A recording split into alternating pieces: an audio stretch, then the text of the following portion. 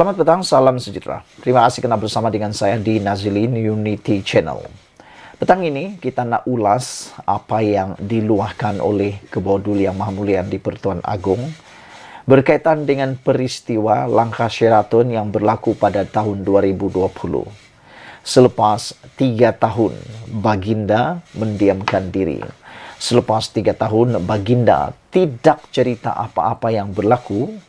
Akhirnya, Baginda mungkin sudah tidak tahan lagi. Akhirnya mendedahkan apa yang berlaku sebenarnya dalam isu kemelut politik Malaysia pada tahun 2020 ketika langkah Sheraton berlaku. Dan ketika itulah Perdana Menteri kita yang ketujuh, yaitu Tun Dr. Mahathir Mohamad, meletakkan jawatan sebagai Perdana Menteri kerana menurut Tun Mahathir Mohamad, beliau telah pun kehilangan sokongan majoriti di Dewan Rakyat. Sebelum kita teruskan ulasan tentang titah Kebawah Duli Yang Maha Mulia, pendedahan suara hati Kebawah Duli Yang Maha Mulia, juga apa yang diceritakan oleh Baginda kepada kita semua ini, sila dulu tekan butang subscribe untuk mendapatkan isu-isu terkini daripada channel ini. Tekan butang subscribe itu percuma. Saudara-saudara, Baginda yang di Pertuan Agong bertitah, tiada kemulut politik jika episod sebelum pengunduran Perdana Menteri yang ketujuh tak berlaku. Apa sebenarnya episod sebelum pengunduran Perdana Menteri yang ketujuh ini? Apa yang dimaksudkan oleh Baginda? Negara tidak akan berdepan dengan kemulut politik yang berpanjangan jika kejadian yang membawa kepada peletakan jawatan Perdana Menteri ketujuh tidak berlaku titah yang di Pertuan Agong. Menurut Al-Sultan Abdullah Sultan Ahmad Shah, apa yang berlaku itu membawa politik Malaysia berada dalam keadaan yang tidak menentu titah Baginda.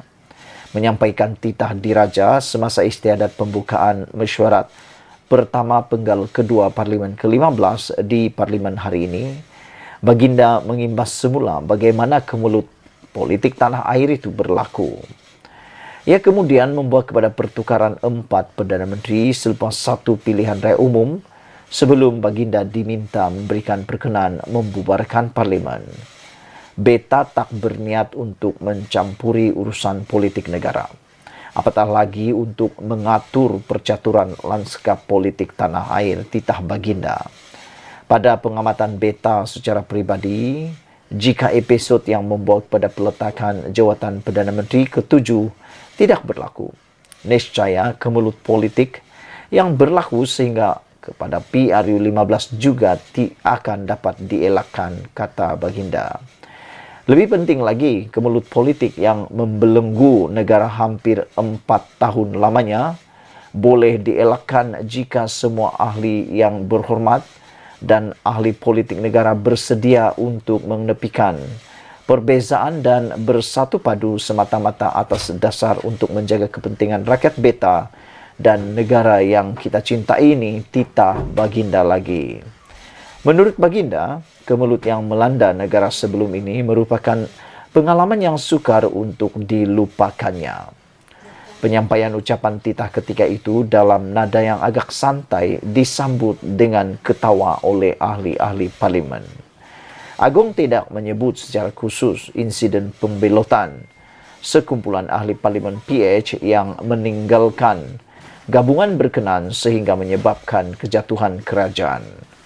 Bagaimanapun untuk rekod, langkah 11 ahli parlimen PKR diketuai Azmin Ali ketika itu menjadi timbalan presiden, serta tindakan Muhyiddin Yassin membawa bersatu meninggalkan PH menjadi punca kejatuhan kerajaan yang sebelum itu mendapat mandat daripada kerajaan atau dari rakyat. Bekas ahli PKR terbabit kemudian memberikan sokongan kepada Bersatu dan didukung pula oleh PAS dan BN untuk membolehkan Muhyiddin dilantik sebagai Perdana Menteri ke-8. Namun, tempo perkhidmatan Muhyiddin hanya bertahan kira-kira 17 bulan sebelum dia terpaksa meletakkan jawatan dan digantikan oleh ahli Parlimen Beras, Ismail Sabri Yaakob. Titah Agong, Baginda terpaksa menggalas tugas yang berat bagi memastikan pentadbiran negara dapat berfungsi dengan sebuah kerajaan baru. Disangkakan panas hingga ke petang. Rupanya hujan di tengah hari. Perdana Menteri ke-8 Malaysia juga telah meletakkan jawatan pada 16 Ogos 2021. Maka beta sekali lagi terpaksa menggalas amanah berat untuk memilih dan melantik Perdana Menteri yang baru, titah baginda. Menurut Agong, kemerdekaan Malaysia yang berusia 66 tahun pada tahun ini sepatutnya menjadikan ia sebuah negara yang matang dan saling hormat-menghormati antara satu sama lain. Jika kepelbagaian, kemajemukan dan kekusutan politik yang berterusan menjadi punca perbalahan dan perpecahan, beta merasa khawatir.